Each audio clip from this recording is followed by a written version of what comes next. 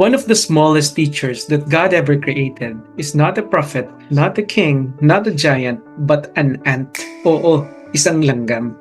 Sabi mismo ng salita ng Diyos, Proverbs chapter 6, verse 6 to 8, Go to the ant, you sluggard, consider its ways and be wise. It has no commander, no overseer or ruler, yet it stores its provisions in summer and gathers its food at harvest. Magiging matalino ka sa pagtingin sa buhay nila. Because ants have no pastor, no manager, no supervisor, no alarms, yet they work, build, plan, and succeed. At kung ang mga maliliit na langgam na ito ay kayang mamuhay ng matalino, tayo pa kayang nilikha sa imahe at larawan ng Diyos? Bakit nga ba sinabi ng Panginoon na tignan natin ang buhay nila at ano ang matututunan natin mula sa buhay ng mga langgam na ito? Samahan niyo po ako. Learning from the ants. Ano nga ba matututunan natin mula sa kanila? Number one, ants are disciplined. Disiplinado sila. Sabi ng Bible, wala silang commander, overseer, or ruler, pero yung role nila, alam nila at ginagawa nila yon kahit walang nakatingin sa kanila. They have workers that gather food, workers that build tunnels, workers that guard the nest, and workers that care for babies. And they do it daily, consistently, and faithfully. It takes discipline for one to attain goals and privileges in life. Minsan kahit gaano ka pa kagaling at ka-talented, kapag wala kang disiplina, ito yung nagkokos para ikaw ay ma-disqualify sa race. Masakit nito, madisiplina ka dahil kailangan mo ng disiplina at wala ka nito ngayon sa buhay mo.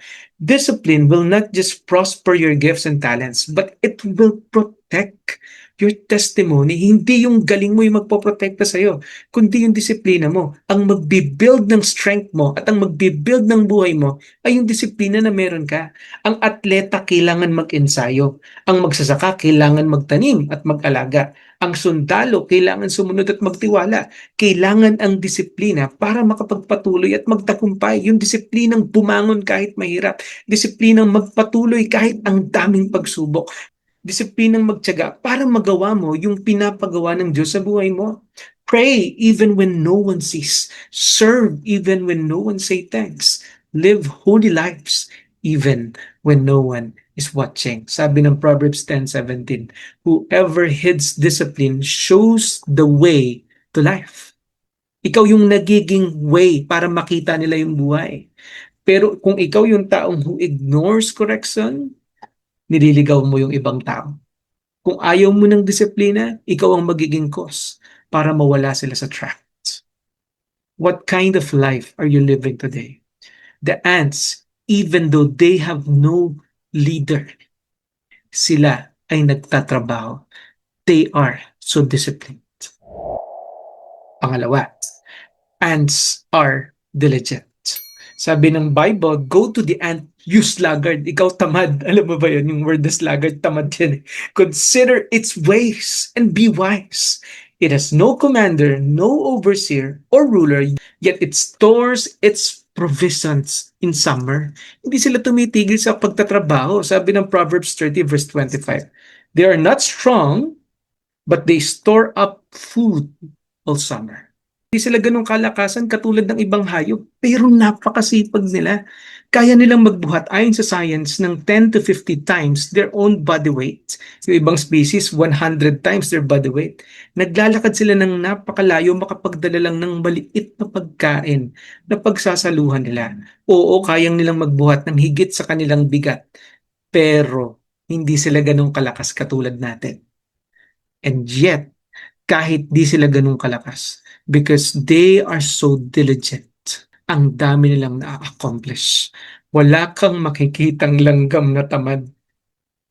Maglapag ka ng pagkain sa isang tabi, mamaya lang may langgam ng magkukumpulan dyan. They do not quit easily. Kapag natumba yung pagkain, kukunin ulit nila. Kapag hinarangan mo sila, gagawa sila ng paraan para makatakas. Kapag di sila nagtagumpay, mamaya-maya, nandyan ulit sila. Susubok na naman sila. Nakakatakot yung mga colonists nila, yung mga kaharian nila. Masyadong malaki at mapanganib. They have strength in numbers and they are all hard workers. Grabe, no? Sabi ng Proverbs 14:23, all hard work brings a profit, but mere talk leads only to poverty. Sila ang literal na definisyon ng sipag at tiyaga.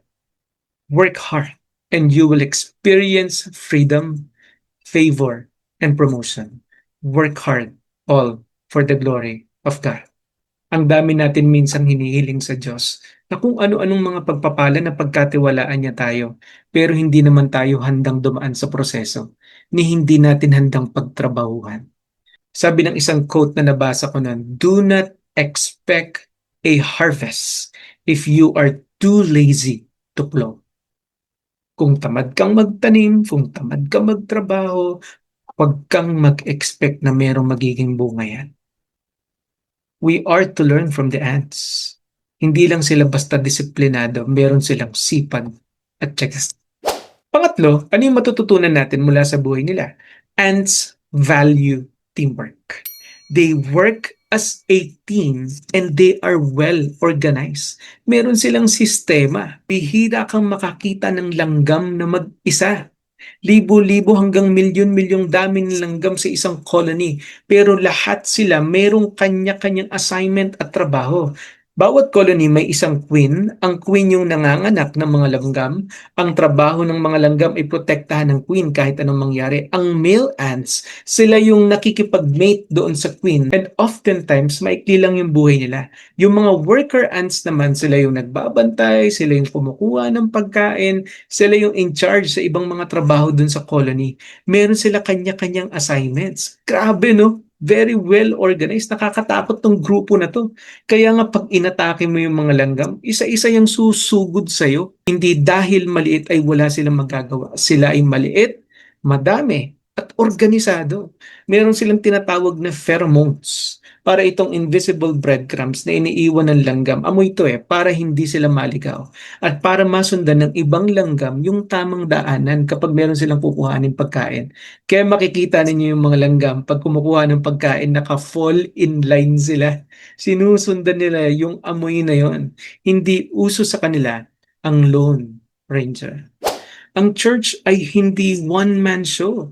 Sabi ng Bible, we are one body but many parts. 'Di ba ang parte ng katawan dapat nagfa-function kasama sa katawan. Sama-sama tayong maglingkod, sama-sama tayong sumamba, sama-sama tayong manalangin, sama-samang magbuhat ng bigat ng buhay. Kung gusto mong mapabilis, tumakbo ka mag-isa. Pero kung gusto mong malayo ang marating mo, sumama ka sa tamang grupo. Isang African proverb yan. Ayaw ng Diyos na mag-isa ka. Nilikha niya tayo para sa isa't isa. Kahit mismo ang Bible nagsabi that it's not good for a man to be alone. Matuto tayong makisama, matuto tayong makiisa, maging part tayo ng grupo ng gawain ng Panginoon. Ants are organized and they value teamwork. They are diligent, they are disciplined, they value teamwork, and ants prepare for the future. It has no commander, no overseer or ruler, yet it stores its provisions in summer and gathers its food at harvest. Naintindihan ng mga langgam na hindi laging tag-araw. They are prepared because they prepare for what is ahead. They collect food months before they need it. They prepare before the rainy season or winter comes. They work while food is available, not when it is already gone. Naintindihan nila na hindi laging sagana dahil darating ang tag-ulan sa buhay nating lahat. Ikaw, naghahanda ka ba? Wise people prepare before the crisis. Mahirap patumbahin ng isang taong handa. Lalo na yung laging naghahanda. Palakasin mo ang faith mo habang kalmado pa ang buhay. Magbasa ka ng Bible habang may oras ka. Mag-ipon ka ng spiritual strength bago dumating ang bagyo ng buhay.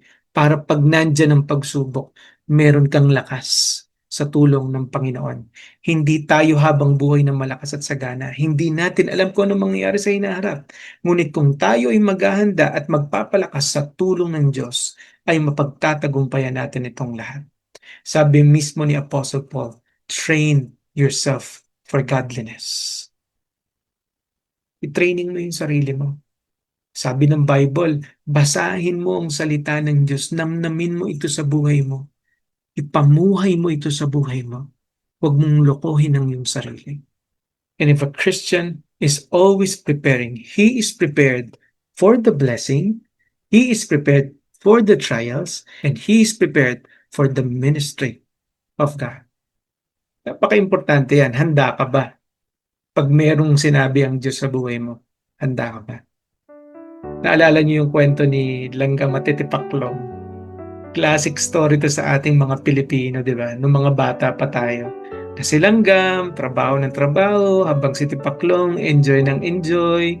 Tapos, laging inaasar ni Tipaklong itong si Langgam, bakit puro ganyan ang ginagawa mo sa buhay mo? Until such time na dumating yung tag-ulan, nasira ang bahay ni Tipaklong, wala siyang makain. Tapos, tumakbo siya kay Langgam. Dahil si Langgam, meron tirahan. Nakapaghanda siya at marami siyang pagkain. Nakasurvive si Tipaklong dahil sa tulong nito ni Langgam. Kung tatanungin kita, may disiplina ba yung spiritual life mo? Masipag ka ba o madali kang sumuko? Marunong ka bang makisama at makipag-teamwork? Ikaw ba'y naghahanda spiritually para sa future? Assess yourself today. Tandaan mo, small habits today will create big victories tomorrow.